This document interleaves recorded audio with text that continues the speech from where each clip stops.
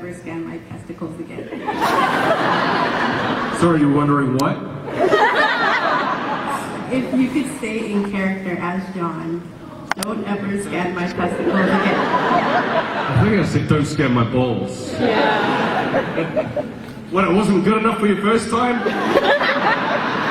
It was funny, actually, when, one of the great things about working on that show was we had a really wonderful collaborative engagement with the writers and the producers. And if Mike and I had an idea, we would either pitch it to them or just do it and improvise. And through that whole episode, we had kind of a tonal change around skin. That whole concept was something that I pitched to the writers, and they were not like, one of the producers, they were like, no, I'm not sure about that. That might be going a little, but just do it anyway. And we did it, and they laughed and laughed, and there was a whole debate about it between a few parties down in LA whether that was actually going to make it in, but they put it in the edit, and everybody they showed it to just absolutely laughed their asses off. So it stayed in. Thank you for your question. Hi, Carl. Hey, how are you? Good. How are you? Out of my Vulcan mind. And my other favorite answer, worse. I had a little head, not that you, I'll tell you, I had a little head cold thing going on, but apart from that, I'm great. Awesome. So my question is, when you were auditioning for Star Trek, what was the audition process like, and what did you do when you found out that you got the part? Oh, thank you. That's a great question.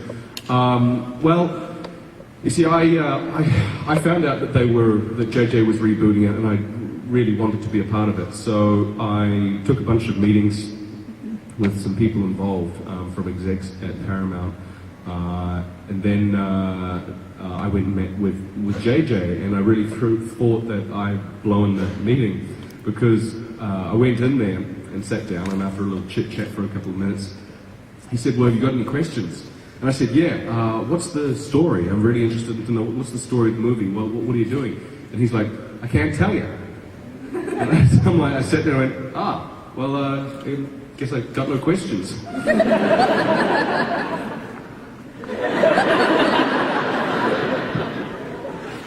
Well, it was great meeting you. And I walked out and I was just thinking, dumb guy. I could have thought of a question. Anything. What do you put in your hair? Anyway, so a couple of weeks after that, we got an invitation from JJ to audition for the part of Bones, and I was really thrilled about that. I watched Star Trek as a kid, and I recently watched the box set with my kids, and so I went in there, and I didn't have to re-watch what the late great DeForest Kelley had done. I felt that just through years of watching it by osmosis that I understood the character and I understood the relationships and the archetypes, and went in there, and so I started doing the audition, and then halfway through the audition I hear this laughter, and I'm thinking, what the hell's going on? And I'm desperately trying to remember my lines, and I'm thinking, what's so funny? And I realized it was JJ laughing at me, and it really put me off. So I hadn't done theatre in a long time, and I was struggling to actually finish the scene, but I did. And he was like, "Oh my God, that's it. That's Bones." And he turned back to Brian Burke, one of the producers, and the casting director, and they were all nodding their heads profusely. And I was like, "I think that was good." And he goes, "Oh well, I guess you could better do it again." Well, we got you here. So I did it again. I walked out of that building, and I felt phenomenal. I felt great. So it's one of those points in your career where you just feel like you've done the best job that you can possibly do.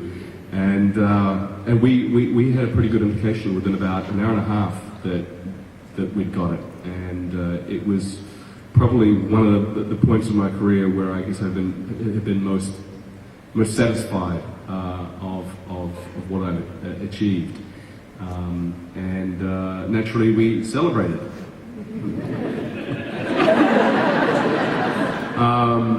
But then the interesting part, the hard part came, and that's actually doing the role.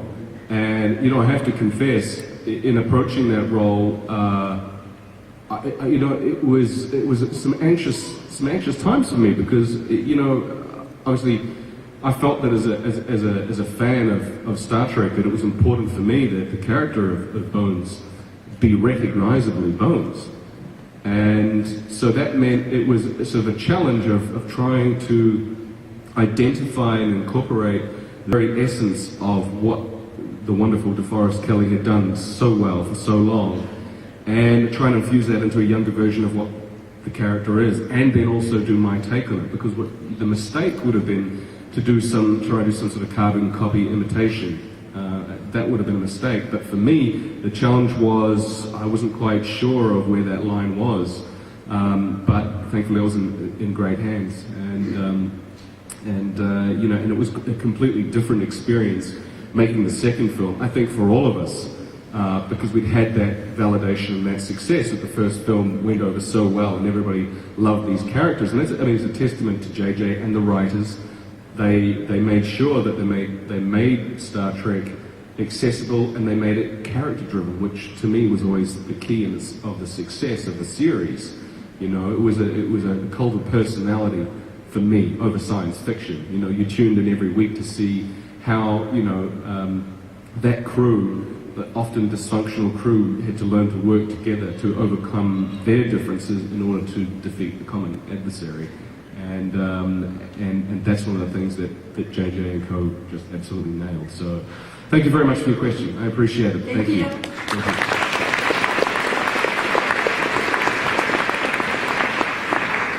Hi. I just want to say you're very pretty. So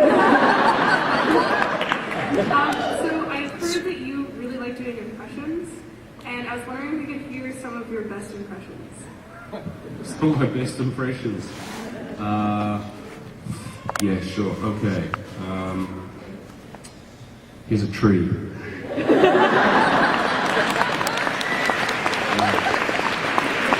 I can't do it, Captain. I can't do it.